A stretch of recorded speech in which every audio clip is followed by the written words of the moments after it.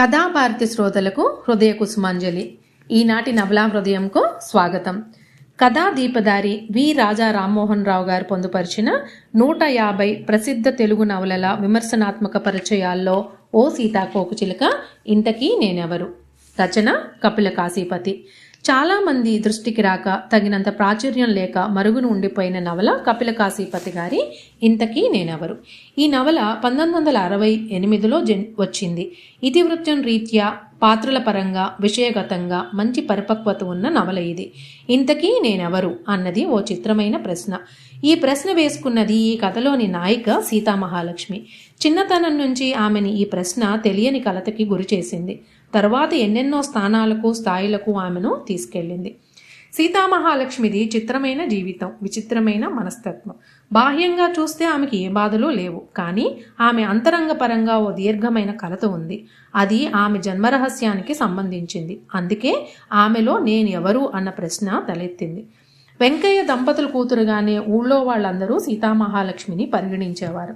ఒక్కతే కూతురు, ఎంతో గారాబంగా పెంపకం. సీతామహాలక్ష్మికి 5 ఏళ్ల వయసులో తల్లి మరణించింది. సరిగా అదే సమయంలో వెంకయ్య దంపతులు తనని కన్న తల్లిదండ్రులు కారని, దిక్కులేని తనని తెచ్చి పెంచుకున్నారన్న గాలివార్త సీత చెవిన పడింది. తన ఆలనా పాలనా చూసే మంగ నుంచి అసలు రహస్యం తెలుసుకోవాలని ప్రయత్నించింది.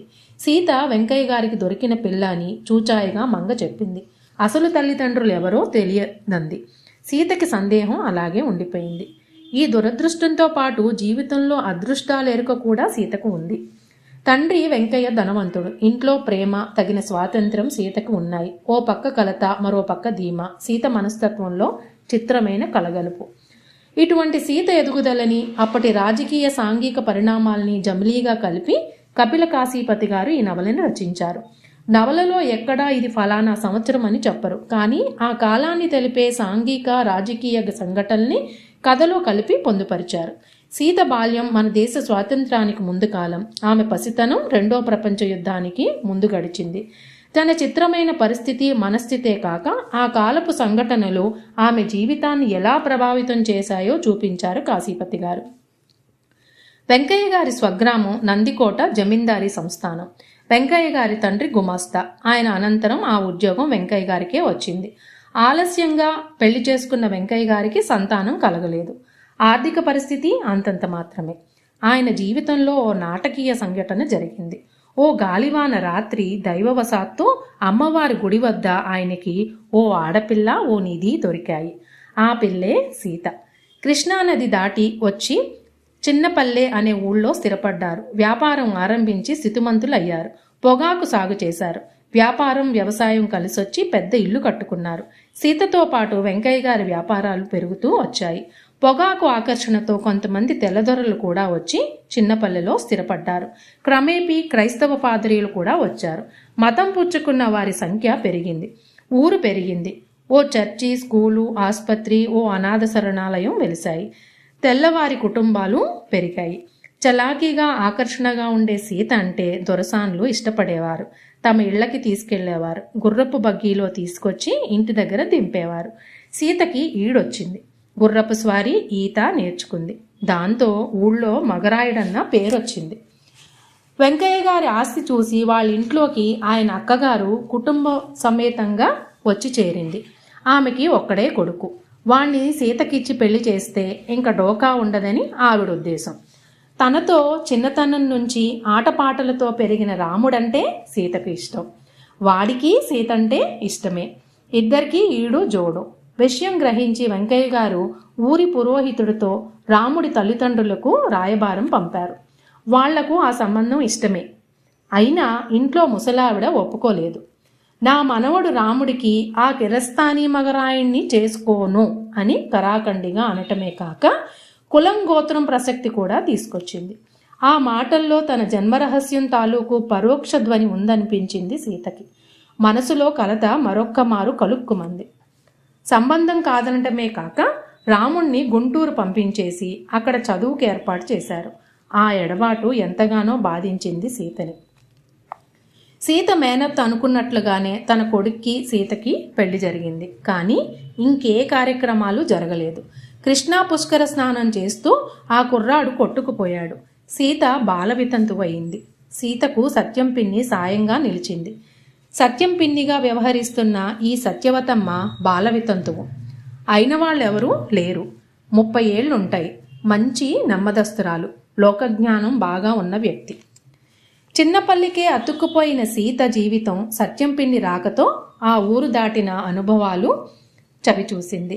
తండ్రి అనుమతితో విజయవాడ కనకదుర్గ గుడికి వెళ్లారు. మంగళగిరి తిరునాళ్లకు వెళ్లారు. గుంటూరు కంపెనీ నాటకాలకి వెళ్లారు. సీతలో స్త్రీగా వికాసం ఆరంభమైంది. వెంకయ్య గారికి గుంటూరు రాకపోకలు పెరిగాయి. వ్యాపారం పనులు విస్తరించాయి. ఇంట్లో దిగులుగా ఉండే సీతను కూడా గుంటూరు తీసుకెళ్లారు. అక్కడి పరిచయాలతో సీత వేషభాషల్లో మార్పు వచ్చింది. ఇంతలో సీత అత్తమామలు ఆ ఇంట్లో అందినవన్నీ పట్టుకొని తమ ఊరు వెళ్ళిపోయారు. అదే సమయంలో వెంకయ్య గారు మొత్తం మకాం గుంటూరుకు మార్చారు. సీత అక్కడే ఆడపిల్లల స్కూల్లో చేరింది. ఆమెకి చిత్రలేఖనం నేర్పటానికి ఓ మాస్టార్ని కుదిరిచ్చాడు తండ్రి. గురువుగారి శిక్షణలో సీత జీవితం అనుకోని దారులకు మళ్ళింది. ఇంతవరకు సీత కథల ఓ కుటుంబ గాథలా నడిచిన ఈ నవల ఇక్కడ ఒక మంచి మలుపు తిరిగింది. జాతీయ జెండా నిర్మాత పెంగళి వెంకయ్య గారు ఈ నవలలో ఓ పాత్ర అయ్యారు. స్వాతంత్రోద్యమం, గాంధీ గారు ఆంధ్రప్రదేశం రావటం, ముట్నూరి కృష్ణారావు గారు, భోగరాజు సీతారామయ్య గారి కార్యకలాపాలు ఈ నవలలో సంఘటనలయ్యాయి.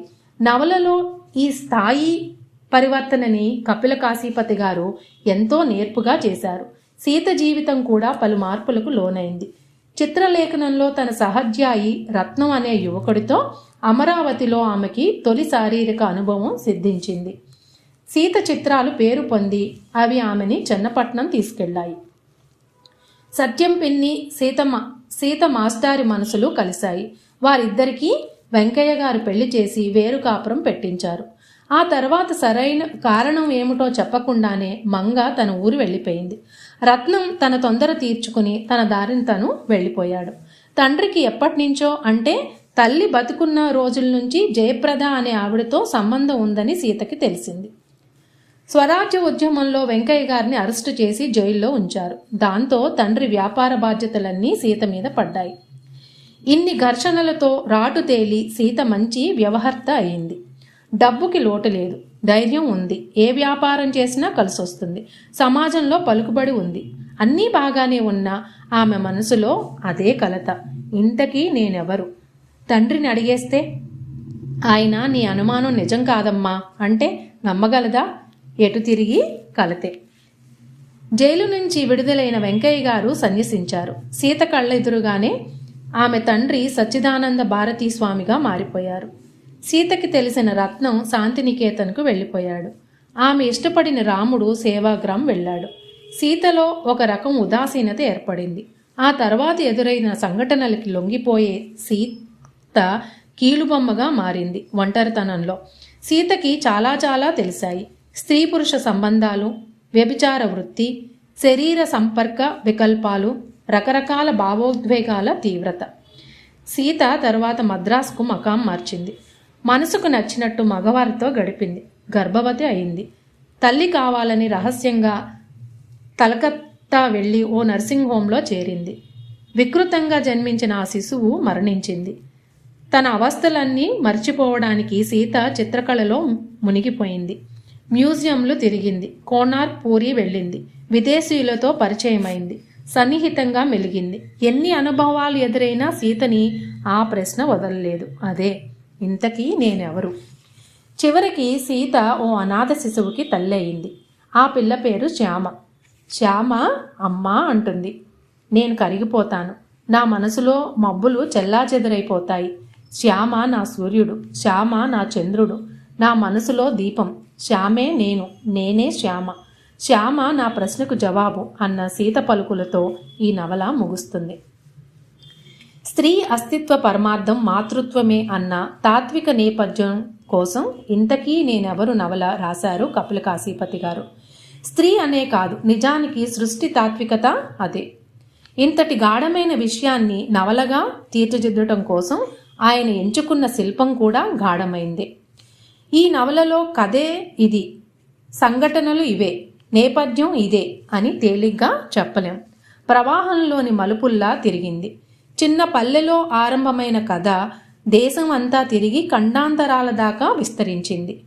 ఆ కాలం నాటి సాంఘిక జీవితం, రాజకీయ పరిణామాలు, మనుషుల తీరు, వ్యవస్థ స్వరూపం ఈ నవల అంతా పరుచుకుని ఉంది. మనుషుల అత్యంత సహజమైన ప్రవర్తన, అందులోని నైతిక బలాలు, బలహీనతలు, విశృంఖల విహారం లాంటి పరస్పర భిన్నతలు ఈ నవలలో చాలా ఉన్నాయి. ఎన్ని ఎలా ఉన్నా ఇది ఓ చిక్కనైన జీవిత చిత్రణ. ఇదంతా సువాసనమయం. మల్లెపువ్వు మంచి గంధం మేళవించిన చల్లని సువాసన ఆ సుగంధమే. ఆ చల్లదనమే అమ్మ. మాతృత్వ విలువకి గొప్ప స్థానం ఇచ్చారు. ఇటువంటి విలువైన వ్యక్తీకరణలు ఈ నవలలో ఎన్నో ఉన్నాయి. మాతృత్వ అమృతత్వం, సీతలోని జీవితకాలపు వేదనని ఉపశయింపచేయటం గొప్ప వస్తువు. అన్ని రకాలుగా ఇది ఎన్నదగిన నవల. తప్పక చదవదగ్గది. ఇంతకీ నేనెవరు నవల. ఈ నవల రచించిన వారు కపిల కాశీపతి. 14 సెప్టెంబర్ 1908 గుంటూరు జిల్లాలో జన్మించారు. ఆల్ ఇండియా రేడియోలో వార్తా ప్రసారకుడిగా పనిచేశారు. స్వరాజ్య పత్రికలో ఆంధ్రప్రదేశ్ పబ్లిక్ రిలేషన్ డైరెక్టర్గాను, ఫిలిం సెన్సార్ బోర్డ్ డైరెక్టర్గాను పనిచేశారు. కథలు, కబుర్లు, కవితలు, నాటికలు రాశారు. కాకతీయాంధ్రులు, స్వయంవరం వీరి ఇతర రచనలు. మరి ఈనాటి మన నవలా హృదయం ఇంతకీ నేనెవరు ఏప్రిల్ 2015 చతుర మాసపత్రికలో ప్రచురింపబడింది. సర్వే జనా సుఖినో భవంతు. లోకా సంస్థాం సుఖినో భవంతు.